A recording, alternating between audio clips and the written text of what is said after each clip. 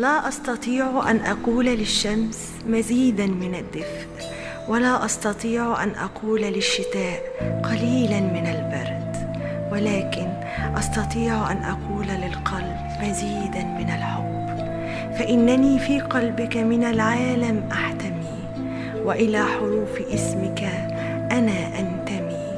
لم أكن أعلم العشق ولكنك علمتني، وبسماحة قلبك وحبك سحرتني.